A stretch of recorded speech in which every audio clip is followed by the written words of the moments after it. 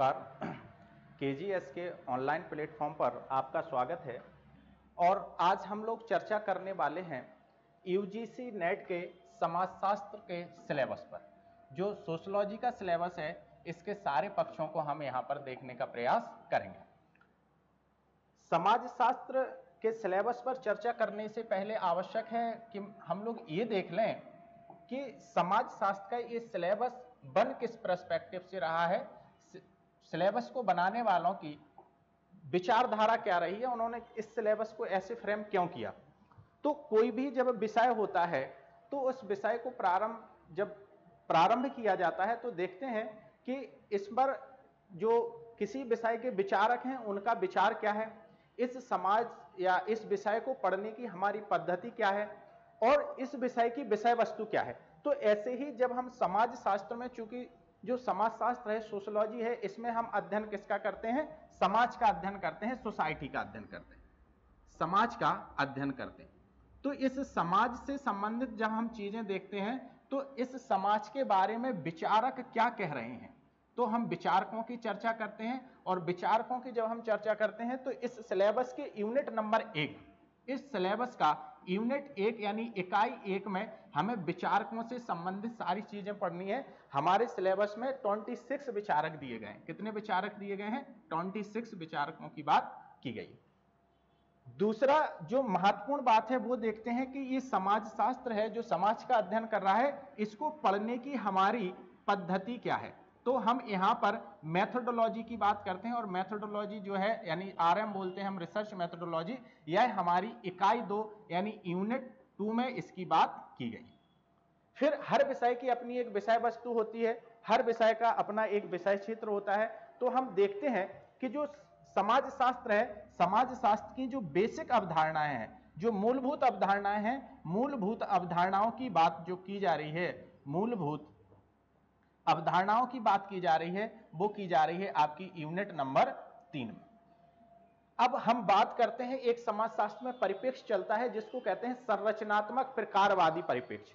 तो जो संरचनात्मक प्रकारवादी परिप्रेक्ष्य है, इस परिप्रेक्ष्य में हम देखते हैं, ये कहते हैं कि जो समाज है, समाज विभिन्न अंगों से मिलकर बना एक समग्र है, यानी समाज के बहुत अंग हैं और समाज के इन अंग के रूप में हम देखते हैं कि समाज के अंदर ग्रामीण समाज भी है, शहरी समाज, ग्रामीण एवं शहरी समाज।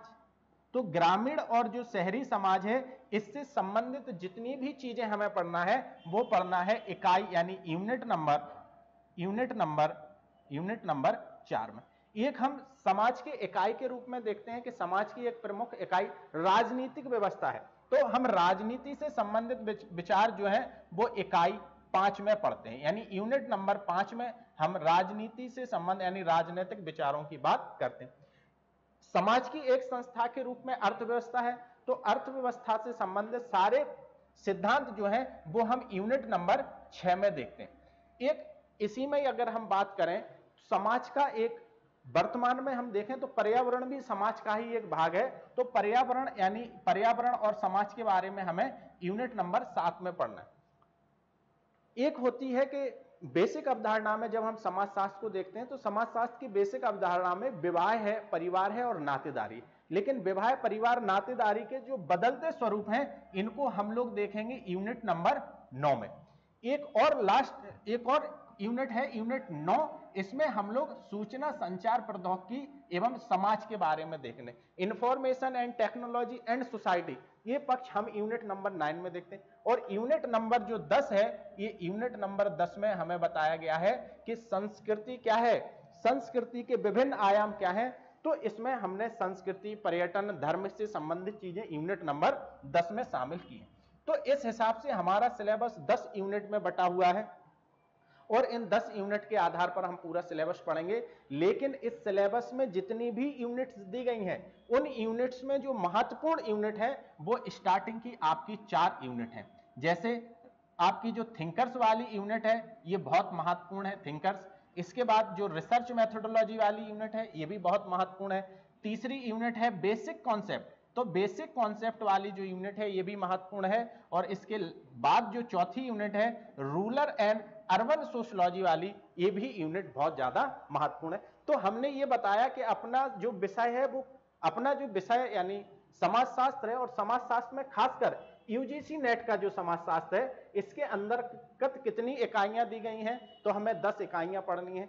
और इन 10 इकाइयों में क्या क्या पढ़ना है, तो हमने बताया कि 10 इकाइयों में क्या क्या पढ़ना है। और एक बार मैं फिर से रिवाइज करा दे रहा हूं कि कोई भी समाज होता है, उस समाज से संबंधित कुछ विचारक सिद्धांत देते हैं, तो उन सिद्धांतकारों को हम यूनिट नंबर 1 में पढ़ रहे हैं। उस विषय को पढ़ने की पद्धति क्या है, तो वो यूनिट नंबर 2 में है। इसकी बेसिक अवधारणाएं क्या है, तो यूनिट नंबर 3 में है।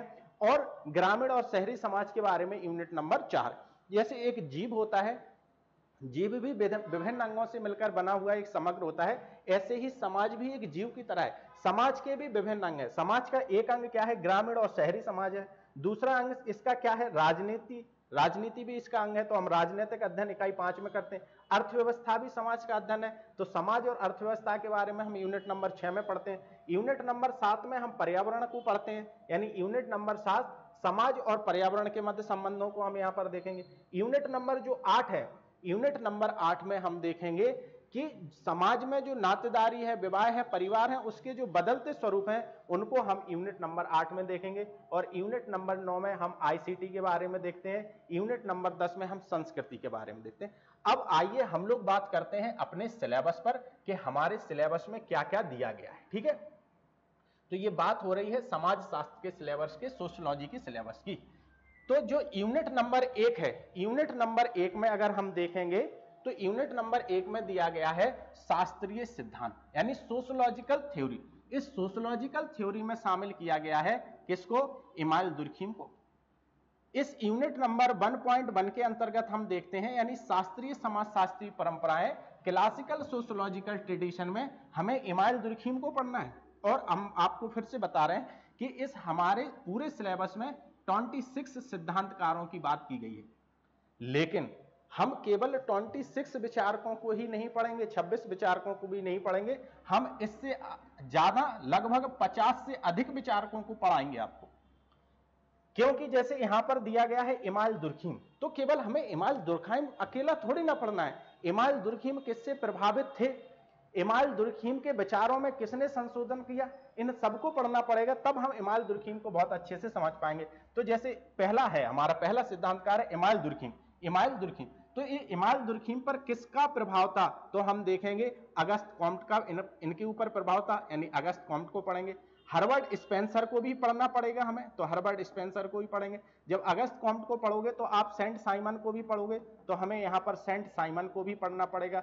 और फिर हम अगस्त दुर्खीम को पढ़ेंगे। तो दुर्खीम के विचारों में संशोधन किसने किया, तो जेफरी अलेक्जेंडर ने किया। यानी एक सिद्धांतकार लिखा है और एक सिद्धांतकार के आगे 3 हमने यहां पर पढ़े और 2 यहां पर पढ़ेंगे, अलेक्जेंडर एंड कोलोमी। अर्थात 5 सिद्धांतकार हम इनके आगे और पीछे के विचारकों को भी शामिल करके पढ़ेंगे।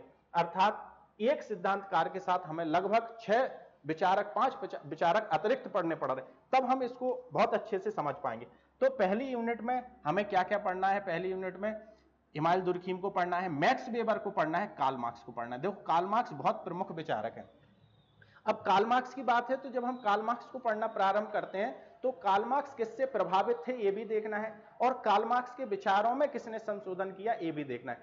तो कार्ल मार्क्स पर प्रोदो का प्रभाव था, कार्ल मार्क्स पर हीगल का प्रभाव था। कार्ल मार्क्स के विचारों में संशोधन किसने किया, तो डेहरेनडार्फ हैं, कोजर हैं, कॉलिंस हैं, और इसके बाद अल्थ्यूजर हैं, हैबरमास है, यानी इनकी एक अपनी परंपरा है। तो जब हम कार्ल मार्क्स को पढ़ेंगे तो इनके आगे वाले विचारक और पीछे वाले विचारक सबको पढ़ना पड़ेगा, तब हम कार्ल मार्क्स को एक संपूर्णता में समझ पाएंगे। कार्ल मार्क्स के जितने भी पर्सपेक्टिव हैं उनको शामिल कर पाएंगे। तो हमारी यूनिट नंबर 1 में क्या है, इमाइल दुर्खीम को पढ़ना है, मैक्स वेबर और कार्ल मार्क्स इत्यादि को इसमें शामिल करना है, इनके पर विचार भी करना है। आगे देखते हैं हम यूनिट नंबर 1 का ही जो दूसरा पार्ट है, इसमें क्या क्या देखना है। 1.2 है, ये संरचनात्मक प्रकारवाद और संरचनावाद के बारे में, यानी स्ट्रक्चरल फंक्शनलिज्म एंड स्ट्रक्चरलिज्म के बारे में। तो इसमें हमें मेलिनोस्की के बारे में देखना है। मेलिनोस्की को कहा जाता है ये सांस्कृतिक प्रकारवादी हैं, ये जैविक प्रकारवादी हैं, ये व्यक्तिवादी प्रकारवादी हैं। मेलिनोस्की ने आवश्यकताओं का सिद्धांत दिया, the theory of basic needs, और 7 प्रकार की आवश्यकताएं बताई, व्युत्पन्न आवश्यकताएं बताई और समन्वयात्मक आवश्यकताएं बताई, जादू, धर्म का इत्यादि के सिद्धांत बताए। तो हम मेलिनोस्की को भी पढ़ेंगे, ठीक है। जब मेलिनोस्की को पढ़ोगे तो आपको टायलर को पढ़ना पड़ेगा, फ्रेजर को पढ़ना पड़ेगा। हम इन सारे विचारकों को इनके साथ देखेंगे। फिर बात आती है रैडक्लिफ ब्राउन। रैडक्लिफ ब्राउन जब संरचना की बात करते हैं तो ये अपनी संरचना में व्यक्ति को केंद्र में रखते हैं और कहते हैं कि संरचना की इकाई कौन है, व्यक्ति। और ब्राउन की संरचना जो है वो मूर्त है। ब्राउन जो है संरचना को मूर्त मानते हैं, अनुभवजन अध्ययन मानते हैं। टालकट पार्सन्स जो है ये प्रकारवाद है, इनका प्रकारवाद है, संरचनावादी विचारधारा से जुड़े हुए हैं, यानी टालकट पार्सन्स को भी पढ़ना है, आर के मर्टन को पढ़ना है और लेवी स्ट्रास। लेवी स्ट्रास की जो संरचना है, इनकी संरचना की प्रकृति अमूर्त प्रकृति है, यानी ये संरचना के केंद्र में व्यक्ति को नहीं मानते बल्कि व्यक्ति के मस्तिष्क को केंद्र मानते। कहते हैं संरचना मनुष्य के मस्तिष्क में बनती है, संरचना मनुष्य के मस्तिष्क में बिगड़ती है, संरचना की यंत्रशाला तो मनुष्य का मस्तिष्क है, ऐसी बातें करते हैं। और जब लेवी स्ट्रास संरचना की बात करते हैं तो इसमें इसमें स्त्रियों के विनिमय के माध्यम से इसको समझाते हैं, भाषा के माध्यम से इसको समझाते हैं, भाषा है, नातेदारी है और मिथक के माध्यम से सामाजिक संरचना को समझाने का ये प्रयास करते हैं। खैर यहाँ पर बहुत अपन डीप में नहीं जाएंगे क्योंकि ये सिलेबस में हम सारी चीजों को पढ़ेंगे ही पढ़ेंगे। अब हम आगे चलते हैं यूनिट नंबर 1.3 पर। तो जब हम यूनिट नंबर 1.3 पर आते हैं तो ये व्याख्यात्मक एवं निर्वचनात्मक परंपराएं हैं। व्याख्यात्मक और निर्वचनात्मक परंपराओं में मीड को शामिल किया गया है, कार्ल मैनहीम को शामिल किया गया है, अल्फ्रेड स्विट्स फेनोमेनोलॉजी वाले हैं। ये कहते हैं स्टॉक ऑफ नॉलेज क्या है, स्टॉक ऑफ नॉलेज की बात करते हैं, पैरामाउंट रियलिटी की बात करते हैं, G H Mead generalized other, specific other, I and me की बात करते हैं, कार्ल मैनहीम ज्ञान के समाजशास्त्र की बात करते हैं, यूटोपिया एंड आइडियोलॉजी की बात करते हैं, हेराल्ड गारफिंकल ने एथनोमेथोडोलॉजी की बात की है, निर्जातीय पद्धति शास्त्र की बात की है, Erving Goff presentation of self in everyday life की बात कर रहे हैं, ये कौन, इरविन गॉफमैन। और क्लिफोर्ड गेट्स ये जनजातियों के बीच जाकर अध्ययन करते हैं, एथनोग्राफिक अध्ययन के लिए ये जाने जाते हैं। तो ये हमें ये सारे विचारक इसमें शामिल करना है, इनके बारे में पढ़ना है, ठीक है। चलो अब हम देखते हैं आगे जो हमारा है यूनिट नंबर 1 का ही है और इसका नाम है उत्तर आधुनिकतावाद, post modernism and post structuralism and post colonialism. तो उत्तर आधुनिकतावाद, उत्तर संरचनावाद और उत्तर उपनिवेशवाद। तो उत्तर उपनिवेशवाद में हम एडवर्ड सईद को शामिल करते हैं। उत्तर उपनिवेशवाद में किसको, एडवर्ड सईद को शामिल करते हैं। इसमें पियरे बोर्दियो को भी शामिल करते हैं, मिशेल फूको और हैबरमास इत्यादि सिद्धांतकारों को इसमें हम शामिल करते हैं। इसके बाद जो बात होती है वो होती है भारतीय विचारकों की, और भारतीय विचारकों में इसमें एंथनी गिडेंस और मैनुअल कैसल्स भी हैं, post colonialism, post structuralism and post modernization में। अब हम बात करें अगर भारतीय सिद्धांतकारों की, तो भारतीय सिद्धांतकारों में हमें गांधी को पढ़ना है, अंबेडकर को पढ़ना है, राधा कमल मुखर्जी मूल्यों के समाजशास्त्र के लिए जाने जाते हैं, जीएस घुरिये भारत में समाजशास्त्र के जनक के रूप में जाने जाते हैं, एमएन श्रीनिवास संस्कृतिकरण की परिभाषा, स्प्रेड वोट बैंक इत्यादि की इस सिद्धांतों से जानते जाते हैं। और इरावती कार्वे और जीएस घुरिये इंडोलॉजिकल पर्सपेक्टिव से संबंधित हैं और इन्होंने फील्ड व्यूज यानी संरचनात्मक प्रकारवादी। जब आप श्रीनिवास को पढ़ोगे तो आपको एससी दुबे को भी पढ़ना पड़ेगा, ठीक है। तो हमें भारतीय अगर हम सिद्धांतकारों की बात करें तो इसमें एम के गांधी को पढ़ना है, B R Ambedkar, Radhakamal Mukherjee, G S Ghurye, M N Srinivas और इरावती कार्वे इसमें हम शामिल करते हैं। चलो भाई अब थोड़ा सा और आगे देखते हैं। ये यूनिट नंबर 2 है और यूनिट नंबर 2 में हम शामिल करेंगे रिसर्च मेथोडोलॉजी को। और रिसर्च मेथोडोलॉजी के रूप में हम देखते हैं कि यहाँ पर सामाजिक यथार्थ की अवधारणा यानी कॉन्सेप्चुअलाइजिंग ऑफ सोशल रियलिटी की बात कर रहे हैं। इसमें विज्ञान का दर्शन क्या है, तो हम यहाँ पर थोड़ा सा विज्ञान के दर्शन के बारे में बता दें कि विज्ञान के बारे में कहा जाता है, विज्ञान के दर्शन के बारे में कहा जाता है कि विज्ञान फिलॉसफी के बिना एक कदम भी नहीं चल सकता। विज्ञान के पैर दर्शन है, क्योंकि दर्शन क्या करता है, हमें प्रश्न पैदा करने की जिज्ञासा बनाता है, यानी हम चीजों को नए तरीके से सोचने की क्षमता फिलॉसफी तय करता है, यानी दर्शन शास्त्र बनाता है। तो दर्शन शास्त्र और विज्ञान का गहरा संबंध है, यानी दर्शन शास्त्र विज्ञान के क्या है, पैर है। खैर आगे चलते हैं। सामाजिक विज्ञानों की विधि यानी साइंटिफिक मेथड्स की बात हो रही है और इपिस्टेमोलॉजी ज्ञान मीमांसा। अब ज्ञान मीमांसा क्या है, ज्ञान मीमांसा का मतलब होता है कि कोई भी विषय है, कोई भी शास्त्र है, उसका उद्भव कहां से हो रहा है, उसकी प्रकृति क्या है, और उसके किसी भी विषय के उद्भव, प्रकृति और उसके अन्य पक्षों को हम इसमें देखते हैं कि वो विषय आ कहां से रहा है, उस विषय का स्वरूप क्या है, उस विषय की प्रकृति क्या है। अगर हम समाजशास्त्र में एपिस्टेमोलॉजी की बात करें या सोशल साइंस में एपिस्टेमोलॉजी की बात करें, तो समाजशास्त्र में जब हम एपिस्टेमोलॉजी की बात करते हैं तो इसमें हम देखते हैं कि समाजशास्त्र में जो ज्ञान का स्रोत है वो क्या है, संरचनात्मक प्रकारवाद है। समाजशास्त्र में जो ज्ञान का स्रोत है वो मार्क्सवाद है। समाजशास्त्र में ज्ञान का जो स्रोत है वो फिनोमेनोलॉजी है, एथनोमेथोडोलॉजी है, ड्रामेटोलॉजी है, एक्सचेंज थ्योरी है। ये सारे सिद्धांत कहीं ना कहीं हमें समाजशास्त्र में ज्ञान मीमांसा को बता रहे हैं। आगे हम देखते हैं व्याख्यात्मक परंपराएं, हर्मेनेटिक्स ट्रेडिशन। ये रिसर्च का थ्योरी वाला पार्ट है, थ्योरेटिकल पार्ट से है रिसर्च का। जब हम व्याख्यात्मक परंपराओं की बात करते हैं तो व्याख्यात्मक परंपराओं से तात्पर्य है, हर्मेनेटिक्स ट्रेडिशन से तात्पर्य है कि पहले के जो धार्मिक ग्रंथ होते थे, इन धार्मिक ग्रंथों को समझाने के लिए एक किसी बिचौलिए की आवश्यकता पड़ती थी और ये धार्मिक ग्रंथों के संदर्भ में व्याख्यात्मक परंपराओं का प्रयोग करते थे। लेकिन आज के दौर में व्याख्यात्मक परंपराओं का, हर्मेनेटिक्स ट्रेडिशन का प्रयोग हम सोशल साइंस में कर रहे हैं और विज्ञानों में भी कर रहे हैं। सामाजिक विज्ञान में वस्तुनिष्ठता और परावर्तकता की बात गोल्डनर ने करी। गोल्डनर परावर्तकता की बात करते हैं और वस्तुनिष्ठता, ऑब्जेक्टिविटी, आप तो जानते हो किसी भी चीज को उसके वास्तविक स्वरूप में जानना।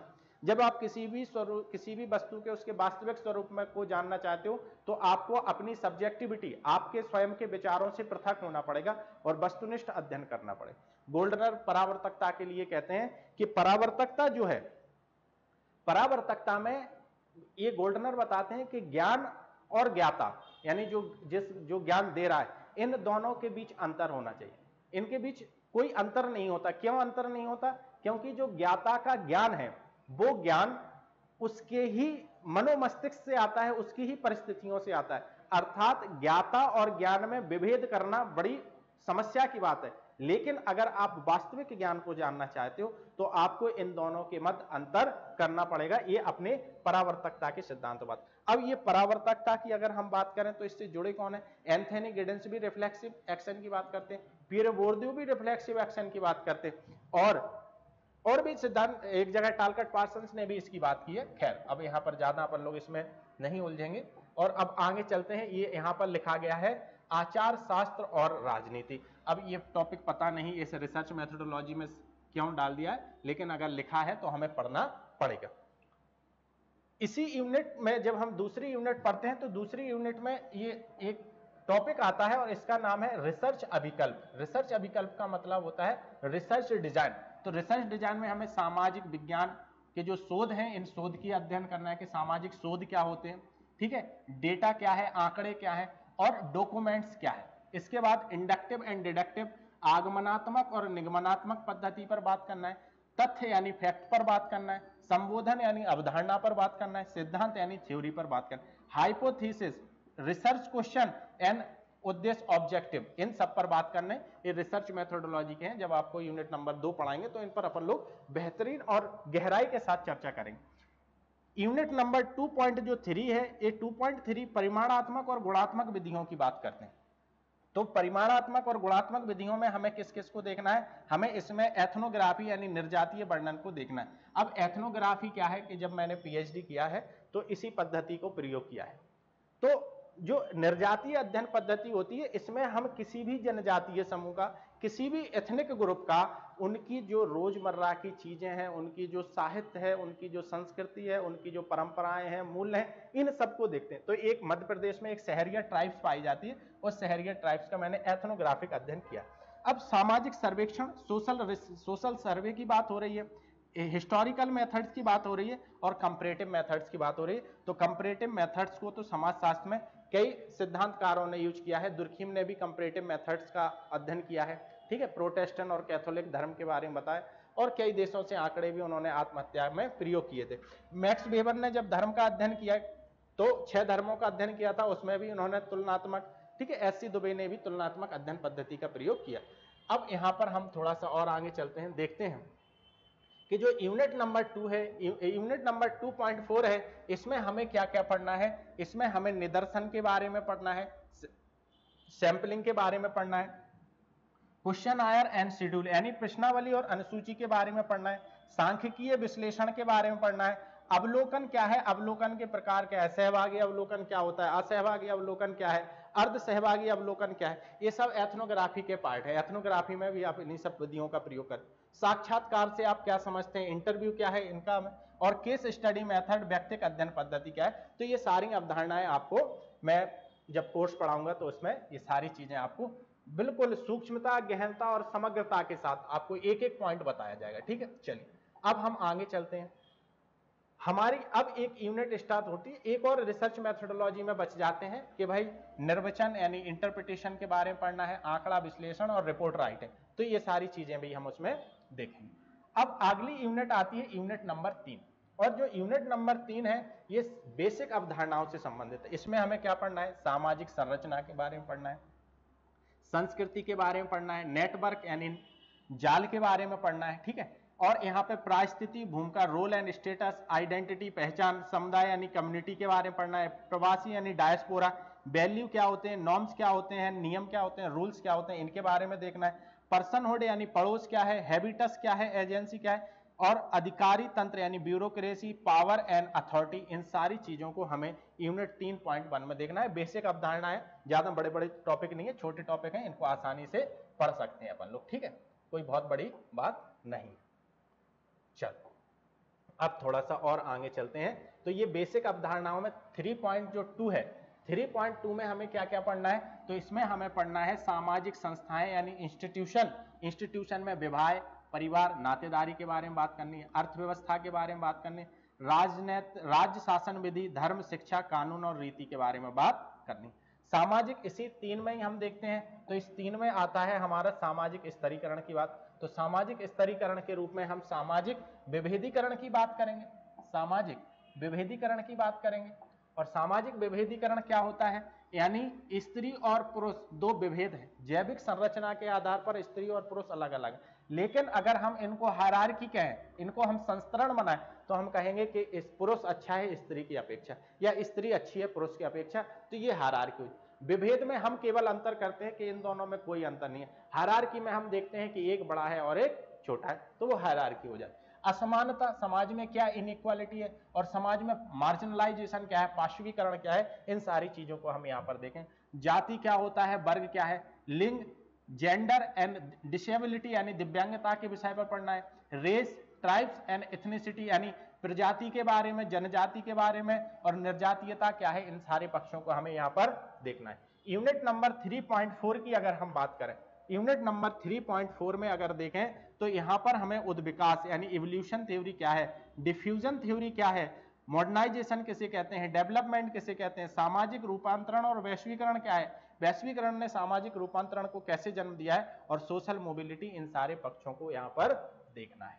अब हम आगे चलते हैं थोड़ा सा, और यहाँ पर हमें देखना है जो बहुत महत्वपूर्ण यूनिट है, इस यूनिट का नाम है ग्रामीण एवं नगरीय समाजशास्त्र, ग्रामीण एवं नगरीय समाजशास्त्र। इसमें हमें देखना है जाति क्या है, जनजाति क्या है, और इनकी बस्तियां यानी कास्ट, ट्राइब एंड सेटलमेंट के बारे में हम यहाँ पर देखें। थोड़ा सा और आगे चलते हैं, इसमें और क्या क्या दिया गया है। इसमें हमें देखना है कि कृषक सामाजिक संरचना, एग्रेरियन सोशल स्ट्रक्चर एंड उभरते हुए इमरजेंस वर्ग रिलेशन, यानी क्या अब ग्रामीण सामाजिक संरचना में कौन कौन से नए वर्ग उभरकर सामने आ रहे हैं, भूस्वामित्व के क्या संबंध है और कृषकों के बीच क्या संबंध है, कृषि अर्थव्यवस्था और बी कृषिकरण और प्रवसन यानी migration, depeasantization and decline of the agrarian economy, यानी अर्थव्यवस्था का कैसे ह्रास हो रहा है, गैर कृषिकरण के क्या क्या कारण हैं, और माइग्रेशन किसे कहते हैं, प्रवास क्या कहते हैं, इन सारे पक्षों को देखना है। कृषक असंतोष के बारे में पढ़ना है, खेतीहर आंदोलन। देखो मैं आपको बताऊं, 4 के बाद जितनी भी यूनिट स्टार्ट होगी, लगभग सभी यूनिट में एक लास्ट में पॉइंट मिलेगा कि सामाजिक आंदोलन से आप क्या समझते हैं। तो इन सामाजिक आंदोलनों को यूनिट नंबर 5 के 5.2 में एक जगह मूवमेंट्स दिए गए हैं, सारे मूवमेंट्स, तो हम उन मूवमेंट्स को एक जगह पढ़ लेंगे, लेकिन चर्चा हर टॉपिक में किया करेंगे। तो यहां पर भी हमसे पूछ लिया गया है कि कृषक असंतोष क्या है, खेतीहर आंदोलन क्या होते हैं, बदलते अंतर समुदाय संबंध, यानी समुदाय जो संबंध है समुदाय में वो कैसे बदल रहे हैं, इन सबकी यहां पर हम बात करेंगे। अब थोड़ा सा और आगे चलते हैं और देखते हैं कि हमारे सिलेबस में और क्या है। अब जब 4.2 आता है तो ये नगरीय समाजशास्त्र से संबंधित है, और नगरीय समाजशास्त्र में हमें क्या क्या पढ़ना होता है, हमें पढ़ना है नगरवाद यानी अर्बनिज्म, नगरीयता अर्बनिटी एंड अर्बनाइजेशन यानी नगरवाद, नगरीयता और नगरीकरण की चीजों को हम यहाँ पर देखेंगे। कस्बे क्या है, टाउन किसे कहते हैं, शहर किसे कहते हैं, महानगर किसे कहते हैं, ये सारे पक्षों को देखना है। इंडस्ट्री क्या है, सर्विस सेक्टर क्या है, व्यवसाय क्या है, ठीक है, बिजनेस क्या है, पड़ोस नेबरहुड्स से आप क्या समझते हैं, स्लम्स बस्ती से आप क्या समझते हैं, निर्जातीय अंतर क्षेत्र, इसको कहते हैं हम लोग ethnic enclaves. Ethnic enclaves, ethnic enclaves जो है वो वर्तमान समाज की विशेषता है। जो वर्तमान शहरीकरण हो रहा है, प्लानिंग हो रही है शहरों में, वहां पर हमें एथनिक इनक्लेव्स देखने को मिलते हैं। आप जब शहरों में नई कॉलोनियां बनते हैं तो देखते हैं कि ये राजपूत कॉलोनी है, ये यादव कॉलोनी है, ये फलानी कॉलोनी है, ये ढिकानी, यानी ये एक प्रकार के क्या है, एथनिक इनक्लेव्स है। तो इस पर यहाँ पर इन सब की बात की गई। गेटेड कम्युनिटी की भी बात कीजिए, आज दरवाजे बंद कॉलोनी बहुत बन रही है समाज में, तो हमें उनके बारे में पढ़ना है। नगरीय आंदोलन, हर यूनिट के बाद में उन्होंने एक शब्द जोड़ दिया गया है जो आंदोलन से संबंधित है, हमें ये सारी चीजें पढ़नी है। अभी यूनिट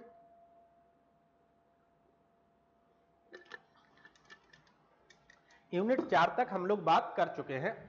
अब आती है यूनिट नंबर 5, और जब हम यूनिट नंबर 5 में आते हैं तो ये यूनिट नंबर 5 जो है ये संबंधित है राजनीति से, ठीक है, ये संबंध किससे है, राजनीति। इसमें हमें क्या क्या पढ़ना है, इसमें हम पढ़ेंगे जनजाति के बारे में, राष्ट्र राज्य के बारे में, और सरहद यानी बाउंड्रीज के बारे में।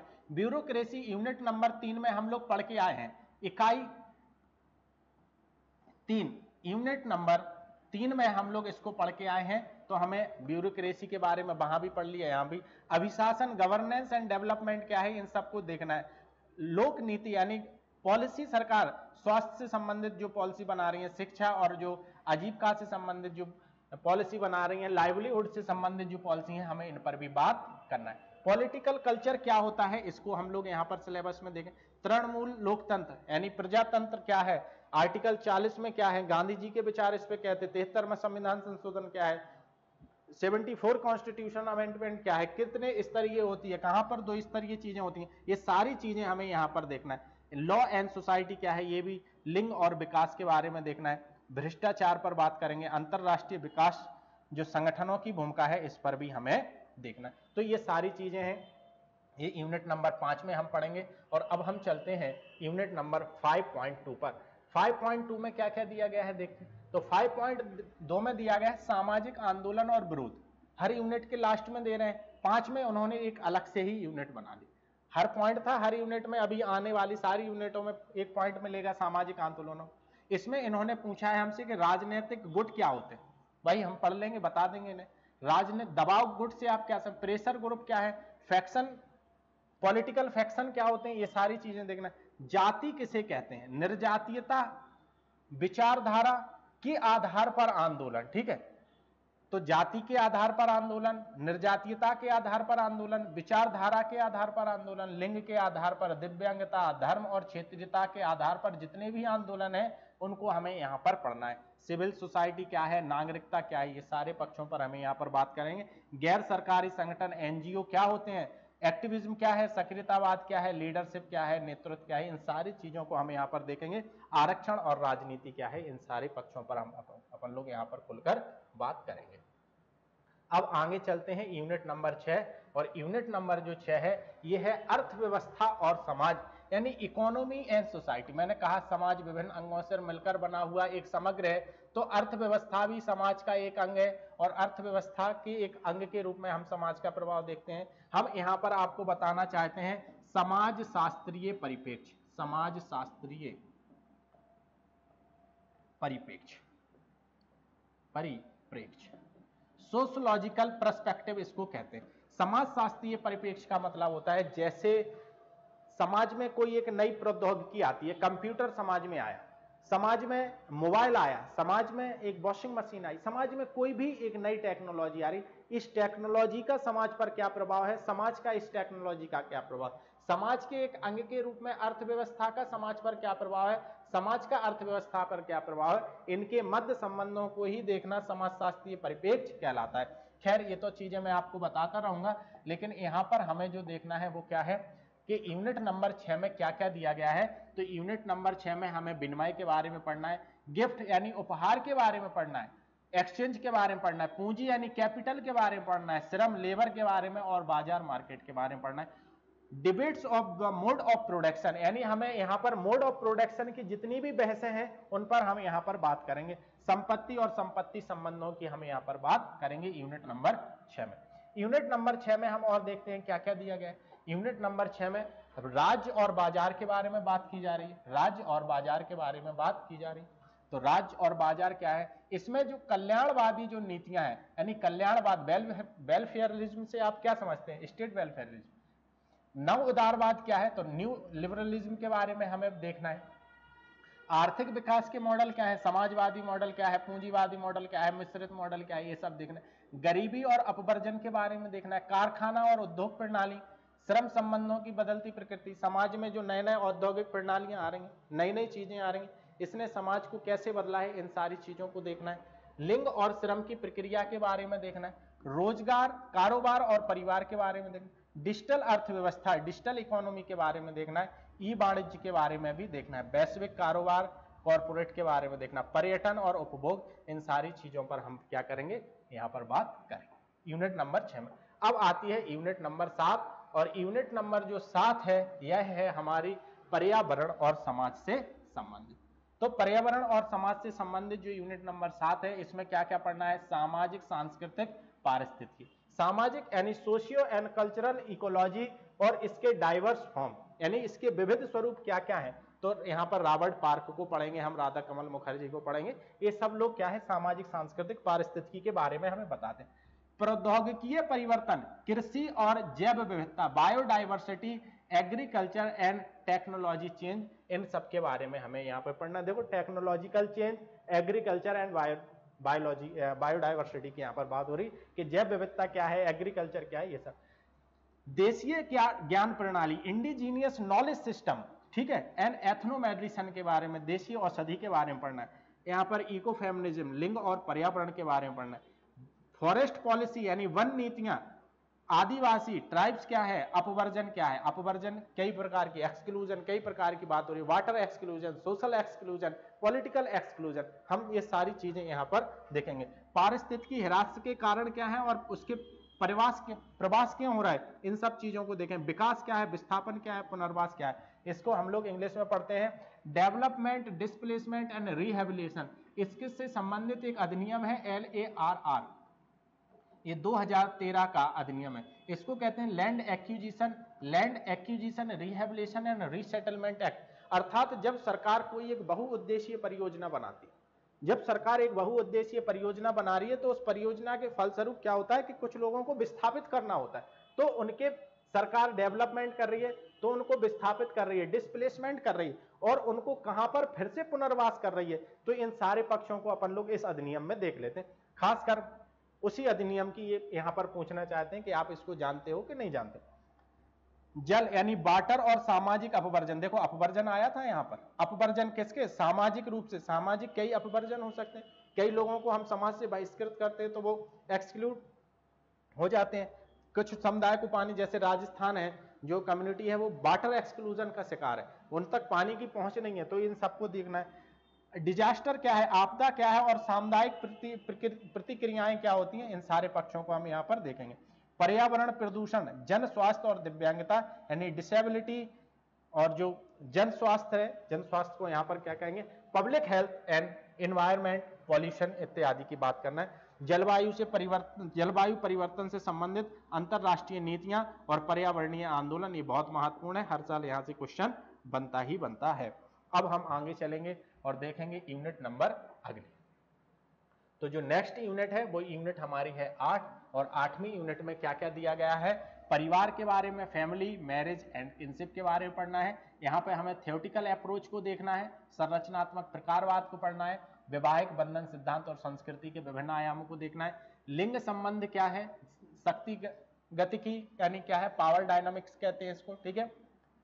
इसके साथ विरासत और उत्तराधिकार और प्राधिकार वाली चीजों को सबको देखना है। यहाँ पर लिंग, लैंगिकता और प्रवचन प्रजनन की बात यहाँ पर की गई है। बच्चे क्या है, युवा क्या है, वयस्क क्या है, ये सारी चीजें इसमें शामिल है। भावना और परिवार, इमोशंस एंड फैमिली को देखना है। परिवार के उभरते स्वरूप, इमरजेंस ऑफ फैमिली फॉर्म्स, इन सारी चीजों को हम यहाँ पर देखेंगे। ठीक है, इसको क्या कहते हैं, इमरजेंस फॉर्म्स ऑफ फैमिली, इन सारी चीजों को हम देखेंगे। विवाह की बदलती परिवार परिपाटियां, अब विवाह के जो तौर तरीके हैं, जो परिपाटियां हैं, वो किस रूप से बदल रही हैं, उन सबका हम यहाँ पर अध्ययन करेंगे।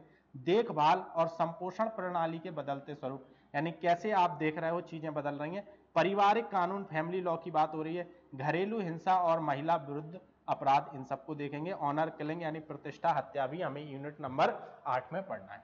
चलो अब हम चलते हैं यूनिट नंबर 9 पर। तो जो यूनिट नंबर 9 है, ये विज्ञान और प्रौद्योगिकी से संबंधित है। विज्ञान और प्रौद्योगिकी भी समाज का एक पार्ट है। हमें देखना है विज्ञान और प्रौद्योगिकी का इतिहास, कैसे इसका डेवलपमेंट हो रहा है। समय और स्थान की बदलती धारणाएं, इन सबको देखना है। प्रभाव और सीमा क्या है, फ्लो एंड बाउंड्रीज क्या है। वर्चुअल कम्युनिटी क्या है। 1994 में हार्वर्ड रैंडगोल्ड ने एक पुस्तक लिखी वर्चुअल कम्युनिटी, और आज देखते हो आप फेसबुक, इंस्टाग्राम, इन सब पर कहीं ना कहीं हमें वर्चुअल कम्युनिटी देखने को मिल ही जाती है।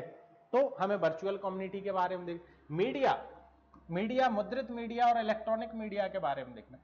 दृश्य और सामाजिक मीडिया के बारे में, ई अभिशासन के बारे में देखना है। सर्वलाइंस सोसाइटी, निगरानी समाज के बारे में। प्रौद्योगिकी एवं उभरती राजनीतिक प्रक्रियाओं के बारे में देखना है। राजनीति, डिजिटल डिवाइड और समावेशन, इंक्लूजन के बारे में हमें देखना है। यानी स्टेट पॉलिसी क्या है, डिजिटल विभाजन क्या है। देखो, अगर आप डिजिटल विभाजन को समझोगे तो डिजिटल विभाजन हमें कई स्वरूप में देखने को मिलता है। पुरुषों की अपेक्षा महिलाओं में डिजिटल विभाजन का अंतर अधिक है, यानी पुरुषों के पास डिजिटली डिवाइस जो होती है उन तक ज्यादा पहुंच होती। शहरी क्षेत्र में गांव की अपेक्षा ज्यादा डिजिटल तक पहुंच है। अमेरिका की भारत के अपेक्षा डिजिटल तक पहुंचे। तो जब हम इनमें तुलनात्मक रूप से अध्ययन करते हैं तो देखते हैं कि पुरुष और महिलाओं में डिजिटल विभाजन है, ग्रामीण और शहरी क्षेत्र में डिजिटल विभाजन है, ग्रामीण और जनजातीय क्षेत्र में डिजिटल विभाजन है। और हम यहाँ पर यह भी देखते हैं डिजिटल विभाजन को कि जब हम अंतरराष्ट्रीय स्तर पर, तो अमेरिका और भारत में भी डिजिटल विभाजन है। ठीक है, जापान में कुछ अलग तरीके, लोग ज्यादा टेक्नोलॉजी का यूज करते हैं, अपने यहाँ कम यूज करते हैं। तो डिजिटल विभाजन के कई स्वरूप हमें यहाँ पर देखने। प्रौद्योगिकी एवं बदलते पारिवारिक संबंध, भाई टेक्नोलॉजी आ गई है, टेक्नोलॉजी ने कई प्रकार के सामाजिक परिवर्तनों को जन्म दिया है। अब हम परिवार के जब रिश्ते देखने जाते हैं तो कई प्रकार के मोबाइल ऐप्स आ रहे हैं, बहुत सी चीजें बदल रही हैं, नए सपोर्ट सिस्टम, नई सपोर्ट सिस्टम आ रहे हैं। प्रौद्योगिकी एवं स्वास्थ्य की बदलती व्यवस्था, ये ठीक है। खाद्य और प्रौद्योगिकी क्या है, हम फूड प्रोसेसिंग करते हैं, खाद्य को बहुत लंबे समय तक प्रसंस्कृत कर लेते हैं। और साइबर अपराध पे तो मैंने रिसर्च पेपर भी लिखा है, तो यहाँ पर अपन इन सारी चीजों को यूनिट नंबर 9 में पढ़ेंगे। अब बात आती है लास्ट यूनिट, और लास्ट यूनिट है आपकी यूनिट नंबर 10। यूनिट नंबर जो 10 है, ये संस्कृति और सांस्कृतिक रूपांतरण से संबंधित है। इसमें हमें क्या पढ़ना है, ये महत्वपूर्ण यूनिट है। ठीक है, अगर हम बात करें कि यूनिट अपने सिलेबस की यूनिट 1, 2, 3, 4 और उसके बाद अगर कोई महत्वपूर्ण है तो वो 5वीं यूनिट है। ठीक है, तो ये 5 यूनिट आपको बहुत अच्छे से पढ़ना है। एक पर्यावरण वाली जो यूनिट है उसको भी, यूनिट नंबर 7 को भी हमें बहुत अच्छे से पढ़ना है। ठीक है, यूनिट सारी पढ़ना है, लेकिन कुछ यूनिट पर ज्यादा अधिक बल देना है।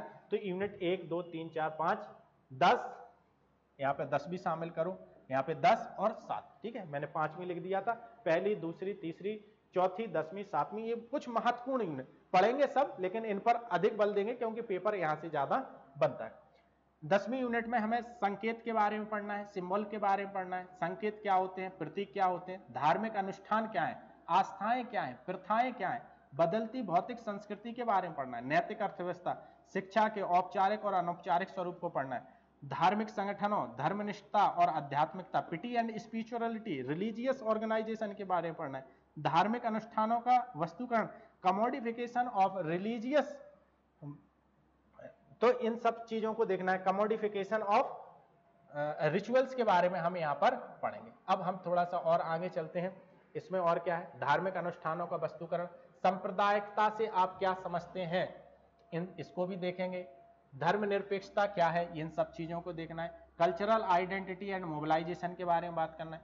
संस्कृति, राजनीति, लिंग, देह और संस्कृति, कला, सौंदर्य विज्ञान, आचार शास्त्र और नैतिकता, खेल कूद और संस्कृति, तीर्थाटन क्या है और धार्मिक पर्यटन क्या है, इन सारी चीजों को हम यहाँ पर देखेंगे। अब थोड़ा सा और आगे चलते हैं तो इसमें हम क्या क्या देखेंगे कि हमें धर्म आधारित अर्थव्यवस्था पर अध्ययन करना है कि अर्थव्यवस्था धर्म को कैसे प्रभावित करती है, धर्म अर्थव्यवस्था को कैसे प्रभावित करती है, संस्कृति और पर्यावरण के मध्य संबंध और नवीन धार्मिक आंदोलनों के बारे में हम यूनिट नंबर 10 में देखेंगे।